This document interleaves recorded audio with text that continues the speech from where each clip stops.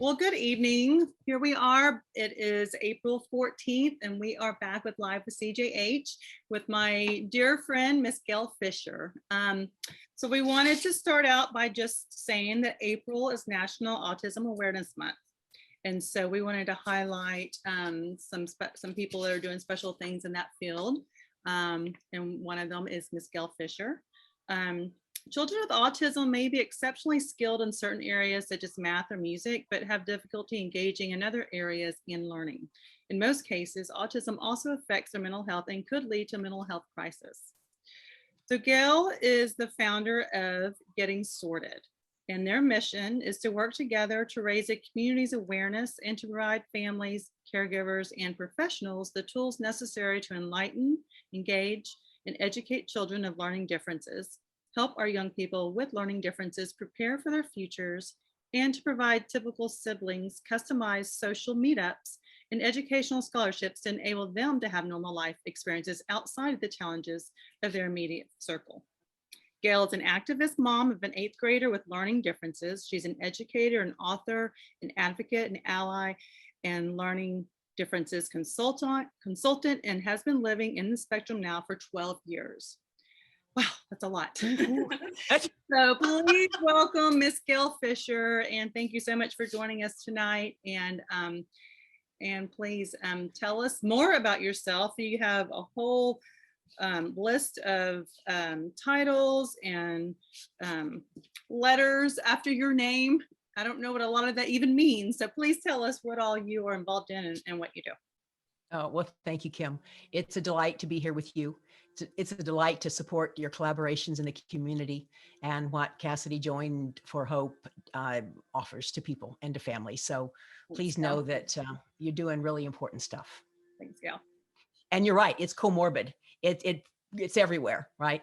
You did mention that there's a lot of diversity in our teams by design. There's so many great people doing great things that when we got started, we said, let's just look for the gaps. Let's just look for where something doesn't exist yet. And we started with the workshops and then we got into siblings and then we got into workplace readiness we got into Espanol and we just keep adding.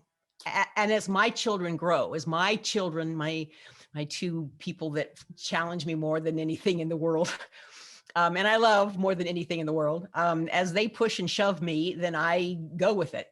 So that's where the ally stuff comes in. My Saxton used to be my Lauren. And so if parents are watching this and you would like to talk to another parent about everything in the whole, as a parent to parent, just privately talking, in the whole LGBTQIA trans stuff, I would be glad to share what I've learned. And it's been, we've come a long way. There was everything in that but the plan. And Saxton is now legally Saxton Duke Fisher. So Lauren is now legally Saxton Duke Fisher and has a cat named Rodeo and has been accepted into Rice University's chemistry PhD project for the coming rising fall semester. And we've had our challenges, just finished top surgery. And I would not be sharing this much intimacy except he posted to Facebook with the scars and the tape and the everything. And he said he was so happy. No, 3 so's. So happy to becoming who he's becoming. And this is a very private introvert. And so anyway, that's something that I would talk with you about. That's amazing. That's so great. I'm so happy for him. Yeah, it's had its challenges, right? Mm-hmm. I've seen the scars. I've been there, and I've kicked myself. So for all of you parents that just in that issue of self-harming and helping the mental health awareness of a child, if you feel like you missed it, we all have. And I don't know what to say. The wound is big. For my John, that came about because of an anaphylactic reaction to fire ants when he was not yet 2, and totally altered his body's immune system response, the production of human growth hormone. And man, it's just been rock and roll ever since. Wow. As soon as the Carla Giovanni, the ear, nose, and throat, she said, Mom, you might want to consider ASD. And I said, what? What's ASD? And from that day on, I've learned not to stall. I've learned not to procrastinate. And it was just like dive in and figure out what you got to do. So these are my two driving forces. So with our teams, yes, we stitch together. If you get up on your helicopter and you look down and you go, oh, okay, that makes sense now, because I'm way up here and I see that kind of relates to that. Other than that, it might be, I've been accused of being confusing. And I say guilty. I'm guilty of being confusing. Oh, so I'll talk backwards as far as our project. So we've got something we started. We are about to have our second day of filming. And Miss Kim, if you would like to come and join us, I think that would be awesome. I've been wanting to work on a docuseries for the longest time. We do volunteer work at our church, John included. We run the cameras, we help as volunteers. I've always been a photographer forever and ever. So for all of you that tease me about my really long selfie arm, getting a picture with me, it comes about legitimately. I've been taking pictures since I was, I don't know, second grade. I got the negatives and the pile of CDs and all of that, the VHS compact tapes to prove it. But a documentary on the stories, self-advocate stories of neurodiversity, showing heart, challenge, and strategy. So I've been picking the brain of everybody that I could find, either the Geek Squad guys, the folks that are hanging out in the aisle at Best Buy, the people at church, my friends who are, I have a colleague, Evelyn Traylor, and she's been working on her documentary series for mental health awareness and mental health, behavioral health resources. Advocates of Healthy Minds is her nonprofit. So we've been collaborating on that, and we're now pivoting and working on this project, which is, again, neurodiversity stories, heart, challenge, and strategy. Mostly out of the voice of the self-advocate. If your child doesn't have expressive language, we'll give you more than 5% of the time. But I'm trying to tell parents, hey, parents, we've heard from you, all you parent professionals, we got you. You're coming in loud and clear. But the kids need to be the one talking and sharing their life. So I'm really excited about that. And are you getting them to open up and share? I mean, that's hard. It's working. Our first day of filming was just a zoo because I was trying to be 3 people at once and not tough enough. So I've learned I got it. Quiet on the set means something, right? And please leave means something. It's not like go to the kitchen and have a drink and sit around and chit chat. It's sorry, bad cop here. But we're also doing a documentary behind the documentary, which means that we're taking footage of the young people who are doing the grip work and the gaffer work and the tote that barge, lift that bale kind of thing, with the editing, with the design of it. Right over here, I've got a Raspberry Pi 400 that I set up with the intention that we would storyboard and learn Python and help these kids on the tech side to really learn the job skills. Video editing, camera work, the lighting. So all these kids are already on the spectrum? Well, so we started it with lights, camera, action as an arm of special needs SIBS. It also fits with the other nonprofit, which is our training center. So in the families of neurodiversity or special needs, or there's a lot of really older bad words, right? Words that suck the hope out of the room. But if we're trying to use new words of joy and empowerment and hope, then we would stick to neurodiversity, maybe special needs, because that's so universal, but it still leaves you a bit leg down. And we hope that's not the case. We want to be onward and upward. And so depending on the diagnosis, right? And you might know what it is and you might not. It might be genetic, it might be epigenetic. It could be one chromosome in that DNA. Dadgummit, that one chromosome, we could have used that one, right? It could be post-birth. I was talking to a young gentleman with cerebral palsy, older self-advocates with the A word.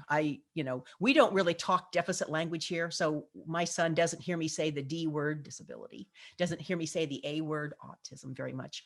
He Mhm. knows it's there, but we don't languish in that. It's like choices, Buster. Good choices or bad choices, please.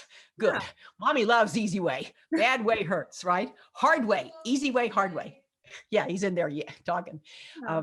So depending on, and then we also could have more than one diagnosis, right? Fancy word, comorbid.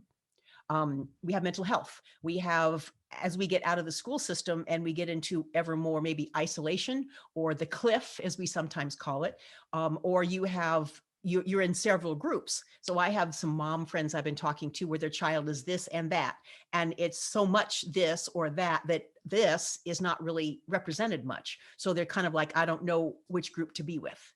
Mhm. And that can be a challenge. So it's always finding your peeps, right? Always finding your people to be with and the ones you can resonate with, and you can let your hair down and you can cry if you need to, and you can feel safe with. For sure. Yeah. So anyway, we're moving on with that. We're trying to make it some workplace skills also for the young ones. Mhm. We have a team in Espanol, and I got to brag on those guys. So back in the day when all of this started, there wasn't as many support groups in Espanol as there is now. There's a ton of great ones.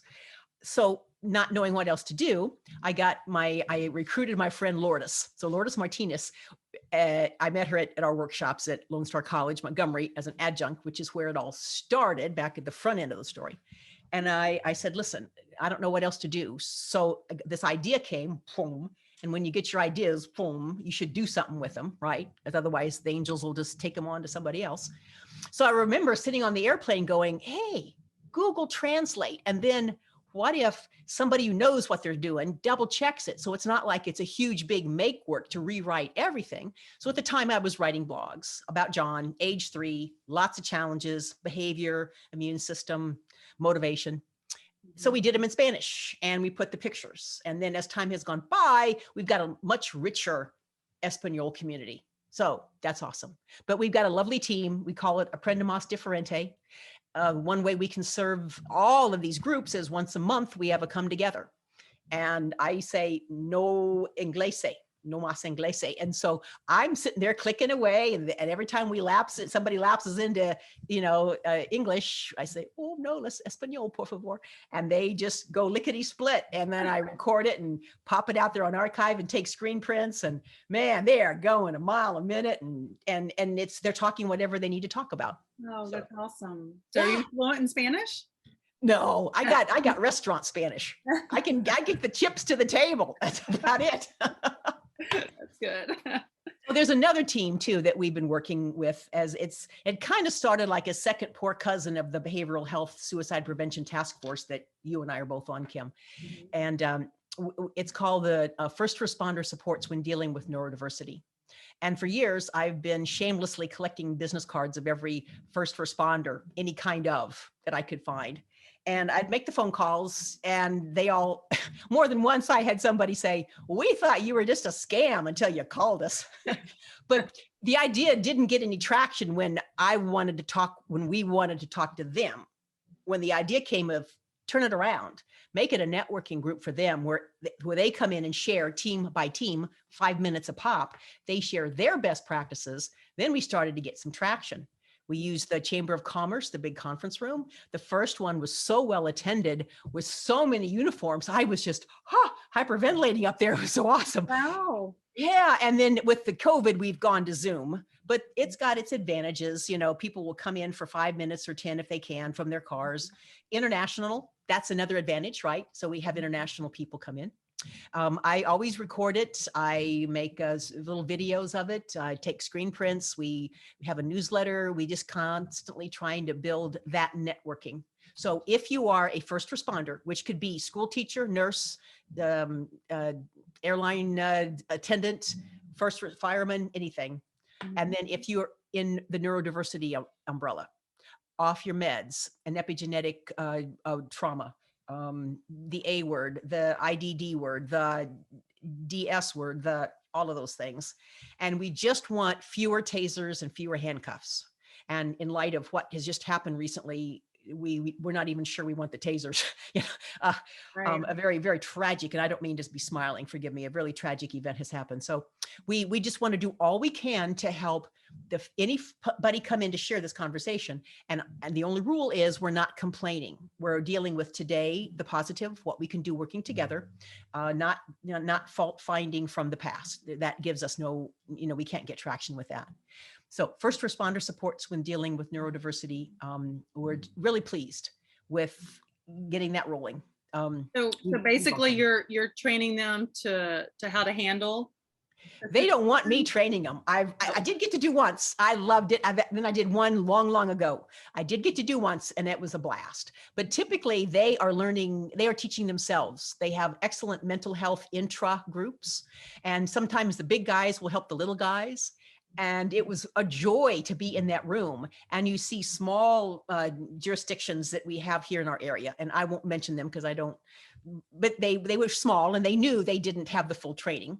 And then the big guys would come and they'd turn around in the same room. And now they'd be talking across the room. Well, we'll come and we'll help you get set up. And, our Montgomery County Hospital District has got a gorgeous group of people, Alicia and Sean and just all of those guys, a wonderful team. And they are very quick to help others. So when you offer the professionals, all the teams, a chance to come together, network and forum, it's kind of like a little tiny expo, but I haven't done that much work. It's not that much event planning. It's a Zoom and a couple of emails, and y'all come if you can. If you can't, next time. So how often do you have these? Typically every 2, but this last time I got my eye off the ball. So we're now 3 months. Every 3 months. And yeah, between 2 and 3 months. Will that information be on your website? Yes. Yes, we are about to do a newsletter. And it's on my Facebook feed. So there's lots of information on, and feel free to troll that or friend me if you want. And on the Facebook, on the website, we have a link for calendar events. So those are all posted. Okay. Almost everything is on Zoom these days. So very excited about that. We have our workshops, which are ongoing. Earlier today, I got to do one for a fabulous nonprofit that's grandfathered in. They're one of the biggest ones in the area, the Family to Family Network. We've usually had face-to-face conferences. Then now we've gone to Zoom. And in this case, they've reverted now to a weekly Wednesday training. And today I did the emergency game. You can tell I'm trying not to wiggle, right? I'm a great wiggler up here. This is a stand-up desk, so I'm not sitting. I guess I should put my feet in concrete or something. But it was an hour, and I was just zipping through emergency game and try this idea and so what is that? See if, what's the emergency game? So the idea came about because we went to a DIY store. I shouldn't name it, Lowe's. And John was in the bathroom just goofing like he does. His area of STEM is a bathroom. He's got a love-hate relationship with the loud noises and everything. So I couldn't get him out of the bathroom. This was years ago. So attendant walking by, I said, "Sir, would you please go in there and tell that little boy in that red shirt that his mom's waiting for him? His name is John." So goofball goes into the bathroom. "Hey, John, your mom's driving away." Shuts the door, and I said, "Oh no, that's not what I said." And I didn't understand the consequences. So I go check out. I'm hanging out in the front of the store, and the manager comes over and says, "Can we help you?" And I said, "Yeah, I'm waiting for that little boy, red shirt, to come out of the bathroom." And he said, 5 minutes ago, we saw him heading across the parking lot." Oh no. And I'm going, "Oh dear God, please, please. No bones, no blood, no bones, no dead body." So I'm running to the car. I get out there, and John's just standing by the car like, what, Mom? Where you been? And I said, "I will never drive away. I'm so sorry. You thought I would drive off. I will never do that." And then after a conversation with the people there at the store, and do you realize what y'all said and the consequences of that, right? I'm sure you never dreamed it, Buster. Right. Then I decided, okay, let's make lemonade out of this. So we started the I will never leave you in the store game, find mom in the grocery store game, life is a game, a couple of posts that I made about that. So just trying to teach our kids to go in the store, pick out 3 things you like, meet me up front, cash register, and we'll check out together. Working on executive functioning, working on sequencing, working on patterns, working on short-term memory, right? All these things that we want our kids to be able to do when they can't. So we have to practice. And then something else happened, and then something else happened, and then the protests happened. And I thought, you know what? We need to do more. I need to do more with this. Okay, we're going to call it the emergency game. And I made a workshop, and I've been giving it now for a while, and it's been going great. So Family to Family is going to have a link. There's links on the website of where I've given it other places. And I just rattle on for about an hour or 2, depending on how much time you give me. And we have give and take back and forth with the families of, I'm not telling you what to do, right? That's dangerous, but I will tell you what I do. And here's a bunch of ideas to help get your kid ready to meet halfway across the table with an emergency situation, or avoiding entrapment, or what if it's just a social bullying, or you're in a car with texting and too loud of music and you're distracted. A lot of car accidents happen not because there's drugs and alcohol. Kids just aren't paying attention behind the wheel. They don't have the muscle memory that we adults do. We might blank out and kind of drive like a zombie, and then you wake up and you go, oh, man, where was I on the freeway for the last 30 minutes, right? Been there, done that, yeah. Yeah. And so emergency game. We're working. Great. Yeah. I'm doing, and then another nonprofit that's I need to give creds to is the U of H Families Can. They are a nonprofit. So last week we did grandparents and parents, which is just fading your prompt. It's like y'all parents, all of us therapy parents, we've just had so much prompting drilled into us and caretaker drilled into us, and watch your kid, that you reach the kid as the young people develop, their brain is wired to push against that and to want independence. So if we do it poorly and hang on too tightly, then they will enter into the puberty age with ever more frustration because their brain is not doing what it wants to, with or without developmental delay. So the idea of fading your prompt, the idea of backing off mom, the idea of, okay, let him have some rope, let him have some more rope, a little bit more rope. And I've been doing this with John ever since he left elementary. He's done great and had great strides at the 5-6 at intermediate, at the junior high school, as we approach, the high school system. But it's contra-intuitive. When our kids are in trouble, what do? We hold on tighter, don't we? We hold on tighter. And then they never get a chance to muscle memory practice that risk taking. And yeah, if our kids have developmental delay, neurodiversity, all different kinds of challenges, we hover. We'll be a lawnmower, we'll be a snowplow, we'll be a helicopter. And our kids push back against that. And then we wonder, where's all this frustration coming from? Well, what if I caused half of it? And you go, oh man, I caused half of it. Right. So it was a great hour. And then, so back to the Families Can. So this coming Saturday is going to be siblings.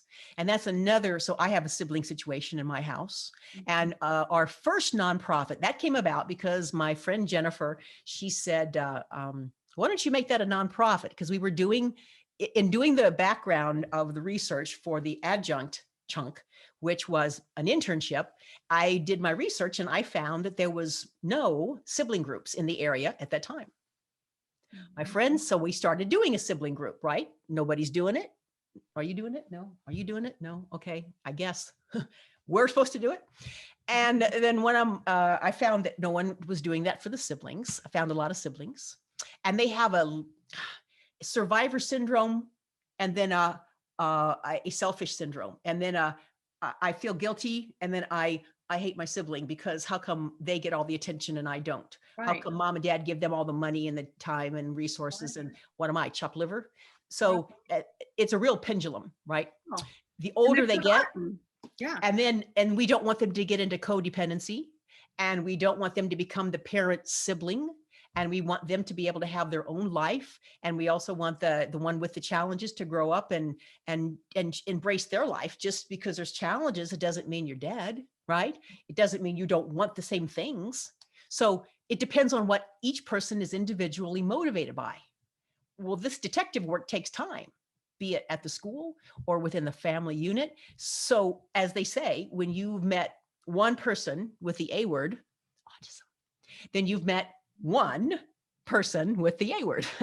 So there's no cookie cutters in our world. There just isn't, right? Or if you say you're an expert, or if you say you know everything, no, you don't. Right. You might know your kid, and that's about all you should be bragging about. And the more they evolve, the more you better be watching other people, because you need more arrows in your quiver. I can guarantee you that. Yeah. And about the time you think you've arrived as a parent, no. So it's so humbling, right? Humbling, so humbling. So with our siblings, we did that, and we've now been we would have had our 7th or 8th birthday party. We would have gone fishing. That's what we do every year. We're still due for that. I bet we could maybe do a fishing event. We'll see. So these are just the siblings? Well, you see, this is where the complication comes into, and it's not a clean answer, is it? Sorry, Kim. If you are a singleton and you would like not to be excluded, and you have some challenges, and all the parents know each other and they want to come, we say welcome. Mm-hmm. If you as a family bring the one with the challenges, we say welcome.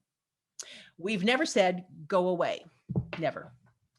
It's originally the idea was that a neurotypical sibling has no other support group. We looked around, there's nobody else doing it. You deserve that. You deserve to be able to talk to other families and realize, hey, our family is not the only one. Where I feel isolated and I have to be my brother's keeper, my keeper's brother, my sister's keeper, and I'm just 5. Yeah. Right. And depending on, we have a high divorce rate in our world. And if mom's working 3 jobs, dad's working 3 jobs, and there's pressures on the family, a good sibling is going to do too much. Yeah. And that's just not right, because there's going to be blowback, eventually codependent blowback. And that's just not fair. There's going to be, this, Kim, there's going to be mental health issues that permeate such an arrangement. Yeah. Grieving and trauma and all that. And so paying attention to every one of those pieces, using all the teams that exist already, and then filling in what we still need to do. Workplace readiness, that's our training center, where we're trying to just help our kids with slightly unconventional wisdom. So I'm a slightly unconventional person, right? There's a lot of the same old that's great. And some people need the same old, but I'm not so sure it serves everybody. So whenever I just like to give people new ideas, you kind of wonder, why do we all keep needing new ideas? Because we do. Sometimes you gotta step out of the box. Yeah. Right. Yeah. Well, I love it. I've been talking a long time. You should talk now. Oh no, this is all about what all you're doing. So this is all about you. So what about first Monday nights? I saw that on your website. Oh, that's another new one. Okay. Each of these projects have bubbled to the surface because in a conversation or a meeting or somewhere, somebody expressed a need that I didn't know where there was a resource for it. I was talking to Justin. We had a meeting like this, and it might have been one of the BHSP meetings that we had, and I'm the only one there. It was game night, and I'm showing up with my little hobbit ears, and I'm the only one there in a role play. And I'm being a goofball, but that's okay. I can take that risk. And Justin came on, and we were talking, and dating came up. Well, for young people of neurodiversity, and that could be the 10s, the 20s, the 30s, the 50s, whatever age you're in, neurodiversity and dating can sometimes be a little bit slipperier slope than dating and neurotypical. Although I've been doing the online dating for such a long time, I'm not so sure that I'm any closer to getting it than anybody else. When my my director at Lone Star College Montgomery, God love Dr. Gorman, he said, "Hey, Gayle, I see that you're doing this online dating." He said, "You should teach a class, one of the non-credit classes." And I said, "Are you kidding me?" So it's not my brand. Let's just wait until I get it a little bit more under my belt, right? Well, I ran out of excuses. And so for years now, I've been teaching it, the pros and cons of online dating. And typically that would be an older population, but then in my heart, I always knew it was going to be for our young people of neurodiversity, because we talk about best practices of just normal psych, just normal human psychology, and the longings and the wantings. And then I said, "Okay, Justin, will you be on my panel? Be on the panel." And so we've grown this panel of young people. I'm fading my prompt constantly. And then they're doing the talking, and they're laughing and kidding around, and I'm screen printing, and they got a social give and take, and they're laughing, and it's just like, "Aw, I'm just so happy." And we're laughing at the same things. And I tell them my war stories, and they laugh, and then they get a chance to tell their war stories. So we've now evolved to once a month. Anyone can come. I say, I'm not talking about the birds and the bees, but we do have to talk about cooties. So there you go, right? And the parents are going, "Oh my God." And I say parents can come, that's fine. And it's right there. We're talking about whatever needs to be. Maybe it's Hallmark Channel, right? Or it's you got to love yourself first. There's many topics. But yeah, so it's wide open to anyone who wants to come. We hope that it reduces isolation. We hope that it increases love of yourself, and an ability to have camaraderie and collaborative skills, and sharing your story, getting what you need, knowing your boundaries, not being self-victim, not being passive aggressive, stating what you need. It's actually a blast. Oh, that's so cool. And that's a Zoom meeting? Yes, it is. It is right now. And my goal is to make them all laugh. And I can tell some stories, and they're going, "Oh gosh." And that's when I screen print. I'm over here pressing screen print. And then we post it. So, and then I count that as a tiny piece of our behavioral health and suicide prevention for the neurodiversity suicide prevention, even for the adult suicide prevention. If y'all want just to try something different, come and join us, hang out with us for a while. You can always leave. It's all right. You may want to leave, but here we are. That's so exciting. Your group is doing so many different things, and like I said, thinking out of the box, and just getting people together in different avenues. It's Monday night dating night, Zoom. That's exciting. Yeah, it's a little out there, but that's okay. Hey. I've been doing it at the college level for the over 50s, for the adults for such a long time, non-credit, that I thought, okay, I think it's vetted enough, right? And parents can come, so we don't get into anything that's not okay, Yeah. right? Because and as you mentioned, our group with the Behavioral Health and Suicide Prevention Task Force, you'll see us tag it as BHSP. There is about 14 different teams, 15 different teams. I have some wonderful collaborators. We have some wonderful collaborators on our neurodiversity suicide prevention. So our goal with that group is, please don't kill yourself.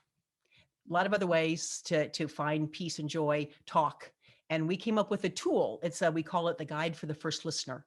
It's a 2-pager, and we're trying to make an effort to get it into the ride-alongs, to field test it, where it just gives some prompts just to start the conversation of if you feel down about yourself, and even if you don't have expressive language, but you have a desire to, and my colleague, Dr.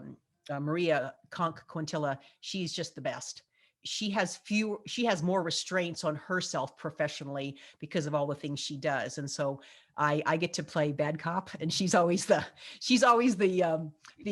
highbrow one. And I say, "Oh, this is great. We're Laurel and Hardy," right? Whichever. So I'm learning so much from you, and she sometimes throws that back at me, but it's said we really balance each other out well. And her passion is to help those with that neurodiversity challenge not jump, not step out into traffic, and to have the serious conversations with them. So if you took me and you, Cassidy, Join for Hope, Kim, and it's kind of like that's the world she lives in, is to try to help them with all things specifically as the local LIDA on suicide prevention and mental health awareness, with all of the government's helps and the family helps that go with it. So we did come up with a guide for the first listener. We've done some vetting with it. We're trying to get it out there as a tool. It's on the website. We are glad to share it and show it. Okay. Is it just, so it's a downloadable Yes. PDF? And it's a blue document with 9 boxes. And I got a lot of blood, sweat, and tears into that thing on Canva to get something for everybody. But we're just trying, you're right. We are trying to think outside the box. There's a lot of conventional boxes, and that's awesome if that serves you. If you're looking for something slightly different, if you're still seeking, then maybe we deserve, you deserve for us to step outside the box and say, okay, what else might work? It's a different world every day. Yes, it is. Yes, it is. So is that just for people in the neurodiversity spectrum, or can that 2-page be used for anybody in a crisis situation? We think. Okay, we absolutely think. We've got a lot of toll-free phone numbers, the crisis hotlines on it. We're doing what we can to get it out. We're glad for any help, any field testing. We'll edit it. If you give us some one good reason why, we'll definitely edit it. We feel that it's just something to help start the conversation. So Kim, what you're doing with all of your collaborations in all the schools, you could talk for a little brief point about that as this overlaps. So the hardest thing to start is to start. Yeah. Because people are afraid to start talking because they don't know what to do next. Well, we got 2 ears and 1 mouth for a reason. Yeah. Well, and so many people are afraid that they're going to put that idea in someone's head, and they're afraid to say the word suicide and all of those things. But we're learning, and we're being trained that, it's okay to say, are you thinking about killing yourself? Are you thinking about suicide? Because once you say that, and once you open up that door, it allows them to open up and talk about it and to address it. So, so many people are still old school where they don't even want to talk about it. They think if you don't talk about it, then it'll just go away, which is the exact opposite. So yeah, we're finally getting our teens to understand that it's okay not to be okay. None of us are really okay. I mean, so many of us are so far from okay, but it's not okay to not get help. And so there is help out there, and there are people that are right beside you in your own household, in your own friend group, in your own school, your teachers, your coaches, your parents that want to help you and that can help you. And if we can train more of those people to know how to help, just like what y'all are doing, I mean, then it just makes it, the safety net just grows bigger and bigger for our whole community. And a simple 2-pager that y'all put together is just something that everyone can just keep in their car, keep in their purse, keep in their wallet, and just something to just, refer back to in that moment of crisis. So right. So we will definitely put a link to your website, and everyone take a look at that. And I would love for the first responders, the law enforcement, the people out there to refer to it on their ride-alongs and stuff. Yeah, that's awesome. We even made it as the digital download, so you can put it on your device, and that will be okay too. If you don't want to have to worry about paper and germs, and you just have it on, the ride-alongs all have iPads that they're using for therapy. Mm-hmm. And so we're doing all we can with that. That's really important. So I've been working on podcasts. As you can tell from me mugging here on the camera, I can't bear to look at myself, but I can sure talk. So ever since COVID, I put John to bed, and then I come down here and I got my little thing here with the microphone and stuff, and I do it into the phone. I upload the app in a .dot file to Dropbox, and then bring in some slides and then post it, and boom, within about 45 minutes, I've done a podcast. So with my hair on fire from all these years and all these workshops that I've done, plus John's getting older, and you move on to other topics. So yes, I still remember everything about age 2, but we're also approaching hair. So everything in our world is puberty and hair and driving. So you start to move on. I'm recording it all. So the podcasts are there on the website. They're at Google Podcasts. They're on iTunes. They're on Spotify. Help yourself, knock yourself out, subscribe. There's a series of ebooks. I'm working on the fourth and the fifth one. There's a blog in Spanish. There's a blog in Inglés. Help yourself. Almost everything there is posted as free. There's a pittance of a price on the ebooks just for the sake of seeing if I can do it. And Amazon and everything's all cross-linked. So I just tell people, here's the website. Chew it slowly. It's all there. Tell me what I can do to help you. I really don't any longer feel this huge need to do a Vulcan mind dump on somebody. I'm just going to overwhelm them anyway. I just remember everything that I've been curious about, from the immune system and methylation to behavior to sensory integration to the ARD, all of that with John, and lesser with Saxton. But just flooding people with words is not going to serve anybody. They need to chew slowly. Well, and you are just such a wealth of information because you've lived it. You've been through it all as a mother, and so you just have so much experience to share. So I think that's what I would be looking for as a mother. Sometimes you need someone who's got the same scars, right? And I've heard our first responders say this. One specific fireman that I can remember, who is also a military guy, right, Zach? And he said, you show me you got the same scars, then I'll listen to you, right? Mm-hmm. And so there you have it. Doesn't mean that you have to. Not everybody has to have that same kind of, empathy or similar experiences, but you just get to the point quicker. Right. Oh, you've been bit by your kid. Oh, okay, fine. Let's talk turkey, right? We're not lollygagging around trying to find a euphemism for your kid hits you. So, and you work. So, do y'all have support groups for parents? I know y'all have them for the siblings. So is there one for parents? Yes. And there for a while, we were doing so we're now doing a last Monday night for the dating. We were doing a first Monday night in English, and I recruited a bunch of my fellow people to show up, and then and then pretty soon it got to just me. And I thought, okay, time to move on. The Spanish one is still ripping and snorting. So that's first Tuesday nights. I would be glad to go and do anything for anybody. It's kind of how I find peace. All right.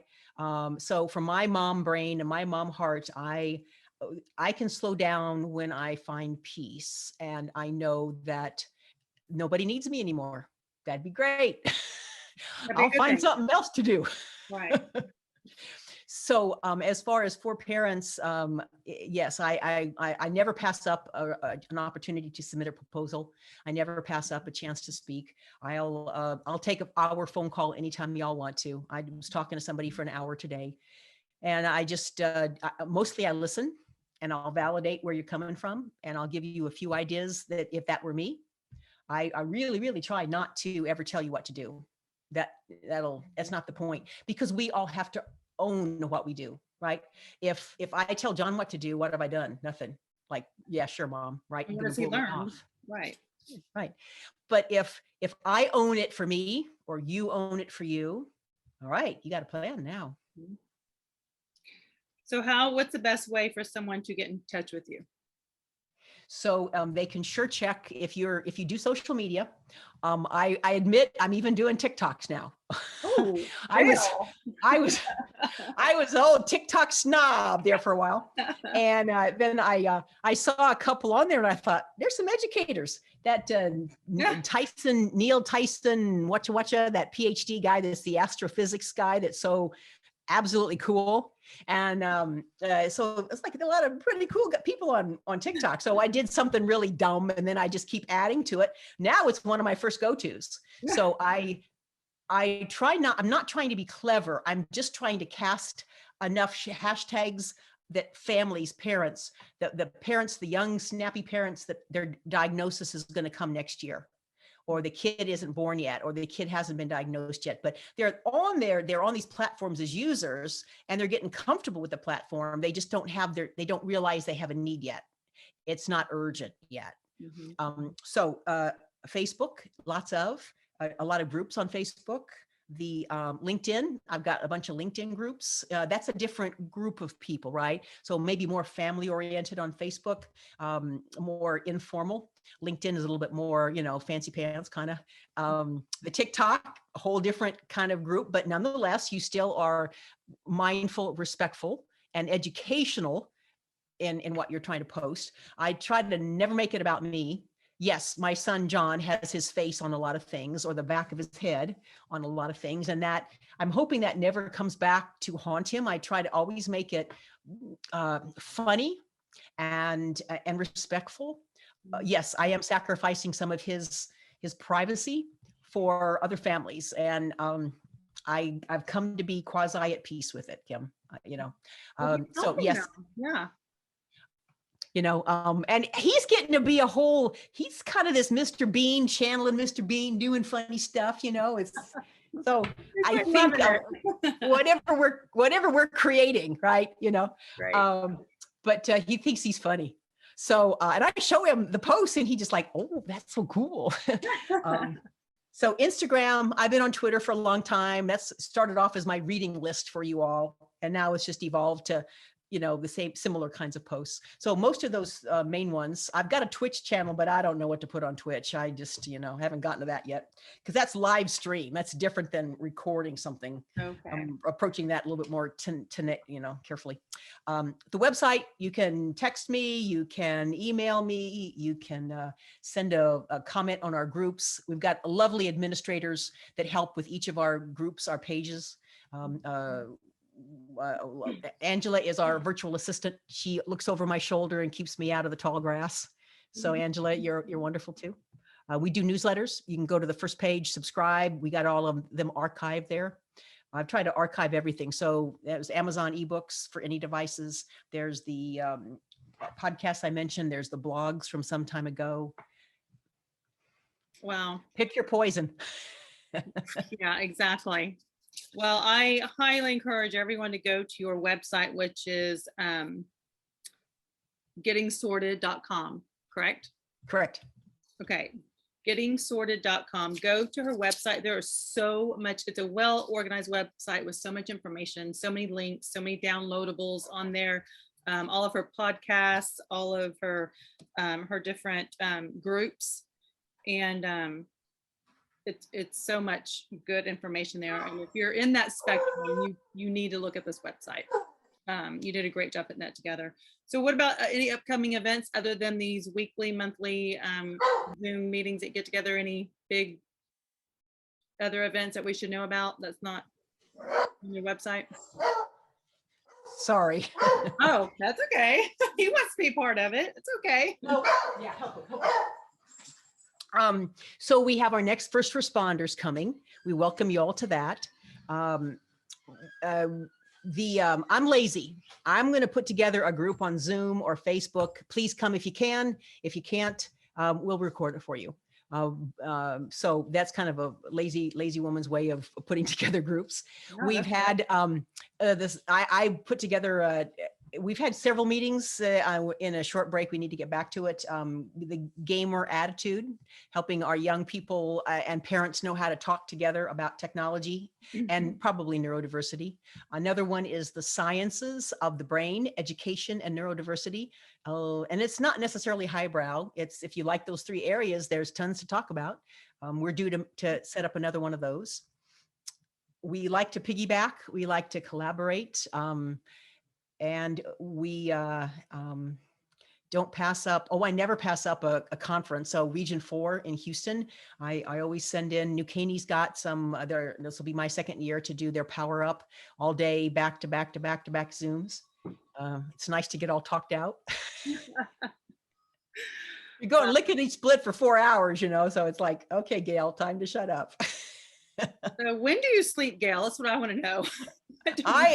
You mentioned about the energy, and we all have our gifts, and I really don't doubt I've never doubted that one of my gifts with the challenges was the energy to do something about it.